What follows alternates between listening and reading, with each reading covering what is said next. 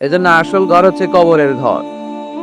কিন্তু আমরা এই মরিচিকার পেছনে ছুটে বেড়াই। ধোকা, এটা একটা ধোকা। সবাই ব্যস্ত, সুপার বিজি, খুব ব্যস্ত। কি জন্য তুমি ব্যস্ত জানে না? মরিচিকা, কাসারাত, মরিচিকা, ধোকা, লালসা। বল তুসিরুনাল হায়াতাদ দুনিয়া ওয়াল আখিরাতু খায়রু ওয়া আবকা। তোমরা দুনিয়ার জীবনকে প্রাধান্য দাও, কিন্তু আখিরাত হচ্ছে শ্রেষ্ঠ এবং স্থায়ী। কথাটা কার? এজন্য প্রতিযোগিতা যদি করতে হয়, আখিরাত কামানোর প্রতিযোগিতা করব, ঠিক কি না? কিন্তু আমরা করি ক্ষমতা অর্জনের প্রতিযোগিতা, ক্ষমতার দাপট দেখানোর প্রতিযোগিতা, ক্ষমতার লড়াইয়ে টিকে থাকার প্রতিযোগিতা। সব আমার আমার, এই আমার আমার কথাটা খুব খারাপ। এখন থেকে আমার না বলে আমাদের বলবেন। কি বলবেন? আমাদের। তাহলে অহংকার একটু কমবে। আমরাও প্রতিযোগিতা করি, তবে জান্নাতের জন্য না, ঠিক কি না? কিসের জন্য প্রতিযোগিতা করি আমরা? হ্যাঁ, টাকা কামানোর। আর হ্যাঁ, ক্ষমতা, আমার এলাকা, আমার বাড়ি, আমার গাড়ি, খাইয়া ফেলামু। আছে না নাই? কিসের বাড়ি তো? কিসের ক্ষমতা তোর? ক্ষমতার মালিক একজন, চিল্লায় বলো তিনি কে? পরের জায়গা পরের বাড়ি, ঘর বাঁধিয়ায় আমি রই, আমি তো সেই ঘরের মালিক নই। পরের জায়গা পরের বাড়ি, ঘর বাঁধিয়ায় আমি রই, আমি তো সেই ঘরের মালিক নই। ঠিক কিনা? যে বাড়িতে আমি থাকলাম, আগে থাকতো আমার দাদা, তারপরে দাদার দাদা, আমি মরে গেলে থাকবে আমার ছেলে, তারপরে থাকবে আমার নাতিপুতি। এটা আমার বাড়ি হইলো কেমনে? আসল মালিক তো একজন, তিনি কে? কত টাকা দিয়ে ফ্ল্যাট কিনলাম, বাড়ি বানালাম, ইটালি থেকে টাইলস এনে গোসলখানাটা তৈরি করলাম, আমার জীবনের শেষ গোসলটা কি ওই গোসলখানায় হবে? চিল্লায় বলেন। এজন্য আসল ঘর হচ্ছে কবরের ঘর। মানুষের অহংকার থাকা উচিত না। হাল আতা আলাল ইনসানি হিনুম মিনাদ দাহর লাম ইয়াকুন শাইআম মাযকুরা। মানুষ কি তার সৃষ্টির দিকে একটু নজর করে তাকায় না? সে কি ছিল? সৃষ্টির শুরুতে সে উল্লেখ করার মতো কিছুই ছিল না। এই যে আমরা যখন ছোট্ট ছিলাম, বয়স যখন আমার 3, 2, তখন আমি কি কি করছিলাম মনে আছে? স্মৃতির পাতা হাতড়াতে হাতড়াতে পেছনে যেতে যেতে কত বছর বয়স পর্যন্ত আপনি ঘটনা বা স্মৃতি মনে রাখতে পেরেছেন বলেন? আমি মিজানুর রহমান আজহারি সর্বোচ্চ 3 বছরের, আমার বয়স যখন 3, ততটুকু খেয়াল আছে। এরপরে আমি আর খেয়াল নাই কি হয়েছিল আমার 2 বছর বয়সে। আমার বয়স যখন 6 মাস, I don't know anything about it. কিচ্ছু জানি না। মায়ের পেটের ভেতরে 9 মাস নাকি ছিলাম শুনছি, কিন্তু কি হয়েছে আমি জানি না। আপনি যদি আপনার স্মৃতির পাতা হাতড়াতে হাতড়াতে পেছনে যান, কতটুকু মনে আছে আপনার? কত বছর বয়সের? হ্যাঁ, কয় বছর? 4 বা 5। এর আগের কথা আমরা জানি না। কিন্তু মায়ের পেটের ভেতরে আমারে লালন পালন করলো কে? কত ক্ষুদ্র আমি, কত তুচ্ছ আমি, কত নগণ্য আমি। এক ফোঁটা নাপাক পানি থেকে আল্লাহ আমারে তৈরি করলো। Sperm drop, blood clot, little flesh, কিচ্ছু ছিলাম না। জোকের মতো, ব্যাঙের বাচ্চার মতো ছোট্ট মায়ের জরায়ুর দেয়ালে লেপ্টে ছিলাম। সেখান থেকে আস্তে আস্তে আমারে বড় করলো কে? আমার ভেতরে রুহের ফুৎকার দিল কে? 2টা জিনিস আল্লাহ সেট করে দিল। রুহের ফুৎকার দিল, আর 2 কাঁধে 2 ফেরেশতা দিল, ঠিক কিনা? আবার যখন চলে যাব, রুহও উড়াল দিবে, ফেরেশতারাও চলে যাবে। 2 কাঁধে ছিল যে তোমারে 2 জনা পাহারা, তোমারে একলা থইয়া পলাইছে তাহারা। তোমার 8 কুঠুরি 9 দরজা বন্ধ, এবার হলো রে হলো মুখে আল্লাহ রসুল সবে বলো।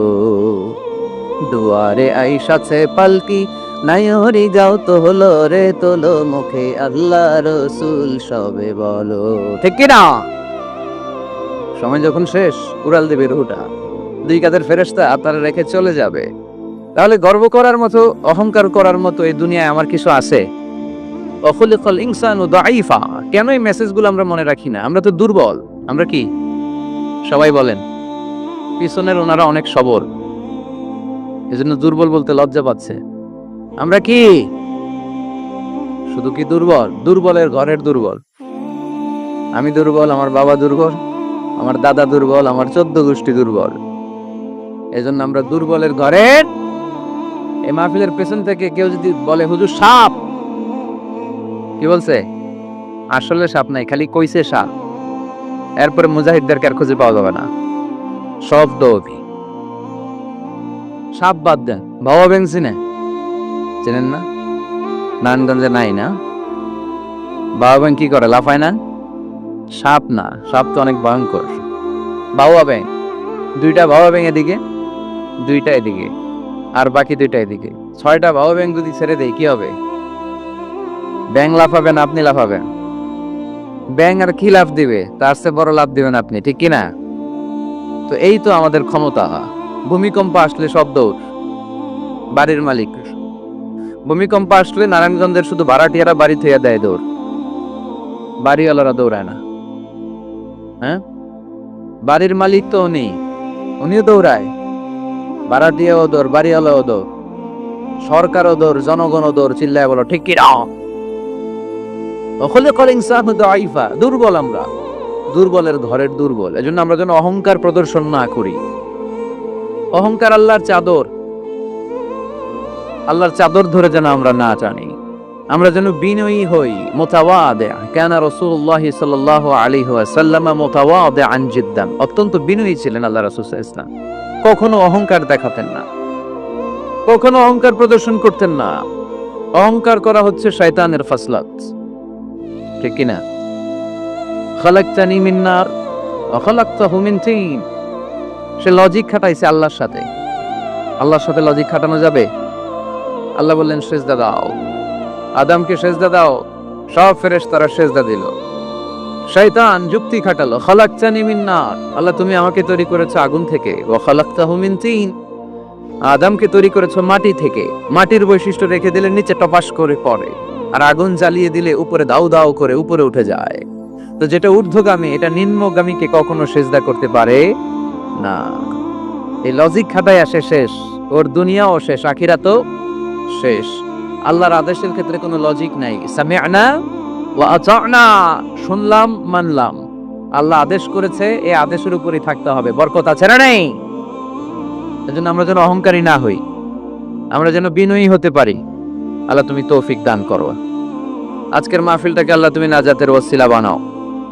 আমার যে যুবক ভাইরা আজকের এই প্রোগ্রামে স্বতঃস্ফূর্ত অংশগ্রহণ করার মধ্য দিয়ে ইসলামের পক্ষে এই গণজোয়ারকে তৈরি করেছে, এই গণজোয়ারকে তুমি ইসলামের জন্য কবুল করো।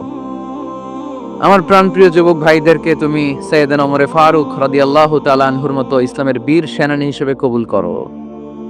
পর্দার অন্তরালে আমার মা বোনদেরকে আল্লাহ তুমি খাদিজাতুল কুবরা তাহেরা রাদিয়াল্লাহু তাআলা আনহার মতো কবুল করো। এই যে যুবক ছেলেগুলো খেলার মাঠে যায় না, এখন আড্ডাবাজিতে যায় না, টেন্ডারবাজিতে যায় না, চাঁদাবাজিতে যায় না, উল্টাপাল্টা কোনো কাজে যায় না। এরা যাত্রাপালায় এখন আর যায় না, এরা গানের কনসার্টে যায় না, এরা কোরআনের প্রেমে পাগল হয়ে এসেছে, ঠিক কিনা? কোন বিরিয়ানির প্যাকেট আছে নাকি আজকে? তাইলে গণজোয়ার এটা কোরআনের পক্ষে না বিপক্ষে? আমরা কোরআনের পক্ষে থাকতে চাই কি চাই না? আল্লাহ তুমি আমাদেরকে কবুল করো। কোরআনের প্রতি ভালোবাসাকে ইসলামের বিজয়ের জন্য তুমি কবুল করে নাও। এজন্য যুবক যারা আছো, তোমরা আগামীর বাংলাদেশ, তুমি বাংলাদেশ, তুমি বাংলাদেশ। 10 বছর 20 বছর এমন ভাবে আমরা বাংলাদেশের জন্য কাজ করব যাতে গোটা বিশ্ব বাংলাদেশের নাম শুনলে এটা একটা সমৃদ্ধ দেশ, সুখী দেশ, একটা মডেল কান্ট্রি, এই হিসেবে যেন বাংলাদেশকে এক্সাম্পল দিতে পারে, ঠিক কি না? সেজন্য তোমাদেরকে কাজ করতে হবে খুব বেশি। অলসতা করা যাবে? কাজে কোনো লজ্জা নেই, লজ্জা হচ্ছে অলসতায়। Never underestimate any job. কোনো চাকরি, কোনো ব্যবসাকে ছোট চোখে দেখবে না, whether it small or big. ছোট চাকরি হোক, ছোট ব্যবসা হোক, আমরা করব। আমরা স্বাবলম্বী হতে চাই, নিজের পায়ে দাঁড়াতে চাই, আমরা আত্মমর্যাদা সম্পন্ন মুসলিম হতে চাই, ঠিক কিনা? কি হইছে এখানে? লোকজন অনেক বেশি হয়ে গেছে, দাঁড়ানোর জায়গা নাই। প্রতি রাতের ঘটনা। প্রিয় ভাইরা, কি হয়েছে? কি হয়েছে? প্রজেক্টর আছে, প্রজেক্টর প্রজেক্টর আছে। এই সাউন্ড বক্স এখন নামাইতে গেলে অনেক সময় লাগবে। একটু দেখো, একটু দেখো, ক্যামেরাওয়ালা ভাইদের প্রতি একটু এহসান করো। এখানে যদি 1 লক্ষ লোক হয়, কালকে 20 লক্ষ লোক এই কথাগুলো শুনবে। এই নারায়ণগঞ্জের যুবক ভাইদের উসিলায় কোটি মানুষ কোরআনের পথে আসুক, আমরা চাই কি চাই না? আমরা কোরআনের জন্য সব করতে পারি, সব বিলিয়ে দিতে পারি। আজকের 1 ঘন্টার কষ্ট আমাদের কাছে কোনো কষ্টই না, তাই না? মাশাআল্লাহ, মাশাআল্লাহ, এই তো চমৎকার। বেশি নাড়াচাড়া করো না, বেশি নাড়াচাড়া করা যাবে না। আস্তে করে রেখে চুপ করে বসে যাও, চুপ করে বসে যাও। এই তো ছেলেপেলেরা অনেক ভদ্র, ঠিক আছে, আওয়াজ হবে না। জায়গা না পেলে দাঁড়িয়ে শোনো। বলছিলাম যুবকরা হচ্ছে আগামীর বাংলাদেশ। কাজকে ছোট করা যাবে না। যে কোনো কাজ কাজ পেলেই করা শুরু করতে হবে। নতুন চাকরি পেলে, নতুন ব্যবসা পেলে এরপরে ধরবা, কিন্তু বাবুগিরি দেখিয়ে অলসতা করে বসে থাকা যাবে? কাজ ছোট হোক বা বড় হোক, বরকত দেয় কে? সুন্দরভাবে করলে প্রত্যেকটা কাজে বরকত আছে না নাই? যে কোনো কাজ করো না ভাই, যে কোনো কাজ করো, তা যেন হয় সবার চেয়ে সবচেয়ে সুন্দর। যে কোনো কাজ করো না ভাই, যে কোনো কাজ করো, তা যেন হয় সবার চেয়ে সবচেয়ে সুন্দর। হোক না সেটা পড়ালেখা, রঙের ভাষায় ছবি আঁকা, হোক না সেটা পড়ালেখা, রঙের ভাষায় ছবি আঁকা, হোক না সেটা সামান্য কাজ কিংবা মহত্তর, তা যেন হয় সবার চেয়ে সবচেয়ে সুন্দর। যে কোনো কাজ করো না ভাই, যে কোনো কাজ করো, তা যেন হয় সবার চেয়ে সবচেয়ে সুন্দর। ঠিক কি না? যেটাই করি না কেন, কাজ যেন সুন্দর হয়, কাজটা যেন এক্সাম্পল স্থাপন করার মতো হয়। তাহলে ওই কাজে বরকত দিবে কে? মাইক অপারেটর কে? আরেকটু স্ট্রং করতে হবে, আরেকটু স্ট্রং করো। ঠিক আছে, আমি বলছি, আল্লাহ রাসূল সাল্লাল্লাহু আলাইহি ওয়াসাল্লাম যখন তোমাদের মতো যুবক, তিনি কি অলস ছিলেন? মা বাআসাল্লাহু নাবিয়ান ইল্লা রাআল গানাম। এই পৃথিবীতে এমন কোন নবী ছিল না যে নবীরা ছাগল চড়ায় নাই। সুবহানাল্লাহ বলবা না? ছাগল চড়িয়েছেন আমার প্রিয় নবী মুহাম্মদ সাল্লাল্লাহু আলাইহি ওয়াসাল্লাম। মরুভূমিতে তিনি ছাগল চড়াতেন অল্প কিছু পারিশ্রমিকের বিনিময়ে। সাহাবারা বললেন, ইয়া রাসূলুল্লাহ, সব নবী ছাগল চড়িয়েছে বুঝলাম, আপনিও? আল্লাহ রাসূল বললেন, হ্যাঁ আমিও কুনতু আরাআহা আলা কারারিথি আহলি মক্কা। মক্কাবাসীদের দেয়া অল্প কিছু পারিশ্রমিকের বিনিময়ে মক্কা শহরে আমি নিজেও ছাগল চড়িয়েছি। কাজকে ডিফারেন্সিয়েট করে নাই, ছোট বড় না, কাজ যেটা পাও করতে হবে। কাজ করে খাওয়ার মধ্যে কোনো লজ্জা নেই, আছে শুধু সম্মান। ঠিক কি না? সাউন্ড তো আরো খারাপ হয়ে গেল মনে হয়। এরকম কেন? একটা স্ট্রং এন্ড ক্লিন সাউন্ড দাও। আসো আসো, ঠিক করো। তো এই জন্য যুবক যারা আছো, তোমরা আগামীর বাংলাদেশ। আল্লাহ রাসূল সাল্লাল্লাহু আলাইহি ওয়াসাল্লাম যুবক বয়সে একটা সংগঠন করেছিলেন, নাম হচ্ছে কি নাম? আরবিতে এটাকে বলে হালাফুল ফুদুল। হালাফ মানে শপথ, ফুদুল মানে ভালো কাজ, ভালো কাজের শপথ। আমরা কি পারি না অলিতে গলিতে এরকম হিলফুল ফুজুলের মতো ইসলামিক ক্লাব গড়ে তোলা? পারবো না আমরা? এগুলোর উদ্যোগে আজকে যেরকম যুব সংগঠন ও এলাকাবাসীর যৌথ উদ্যোগে প্রোগ্রাম, এরকম সুন্দর সুন্দর প্রোগ্রাম করতে হবে। শুধু আউটডোর না, এখন থেকে ইনডোর প্রোগ্রাম করার দরকার আছে না নাই? আমাদের দেশে কমিউনিটি সেন্টারে শুধু বিয়ে আর সুন্নতে খাতনা, ওটা বিশ্বে কমিউনিটি সেন্টারগুলোতে কমিউনিটির বড় বড় প্রোগ্রাম করার জন্য তারা অ্যারেঞ্জ করে।